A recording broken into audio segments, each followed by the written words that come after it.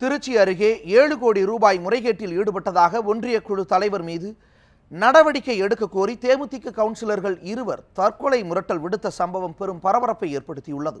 திருச்சி மாவட்டம் தொட்டியம் ஒன்றிய குழு தலைவராக இருப்பவர் முன்னாள் அமைச்சர் சிவபதியின் அண்ணன் NR சேதுபதி. இவர் மீது 7 கோடி ரூபாய் முறைகேடு செய்துள்ளதாக தேமுதிக சார்பில் புகார் தெரிவிக்கப்பட்டுள்ளது.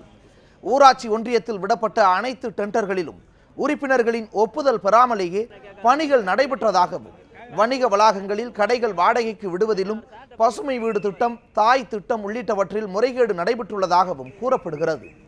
இதுகுறித்து மாவட்ட ஆட்சியரிடம் புகார் மனு அளித்தும் நடவடிக்கை எடுக்காததால் ஆத்திரமடைந்த தேமுதிக கவுன்சிலர்கள் ரவிக்குமார் மற்றும் அண்ணாவி ஆகியோர் ஊராட்சி ஒன்றிய அலுவலகம் மீது ஏறி தற்கொலை மிரட்டல் விடுத்தனர்.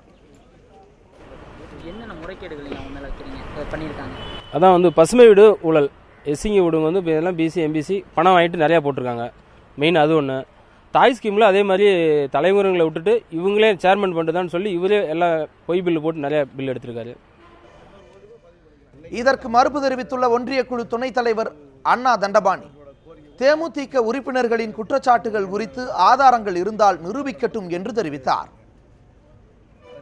மொத்தம் 19 கவுன்சிலர் இருக்காங்க, சேர்மனோட சேர்த்துங்க. அதில் 16 பேர் இன்னைக்கு கூட்டத்தில் கலந்துக்கிட்டாங்க, 16 பேர் கையெழுத்து இருக்காங்க, எல்லாமே இருக்காங்க. அவங்க குற்றச்சாட்டு நியாயம் அவங்க எவிடன்ஸோட கொடுக்கட்டும், அதிகாரிகள் விசாரிக்க தயாராக இருக்காங்க, நாங்களும் விசாரிக்க தயாராக தான் இருக்கோம். ஒன்றிய துணைத் தலைவருங்க. அதனால் அவங்க சொல்ல தவறுன்னு நாங்கள் அவங்க சொல்லட்டும், நாங்கள் அதுக்கான அவங்க முறையான எவிடன்ஸ் கொடுத்துட்டு நாங்கள் விசாரிக்க தயாராக தான் இருக்கிறோம். இன்றைக்கி கூட்டத்தோட 16 கவுன்சிலர் கலந்துருக்காங்க. தேமுதிகவோட 3 கவுன்சிலர் மட்டும் தான் கலந்துக்கல, அவங்க தான் போராட்டம் நடத்துகிறாங்க.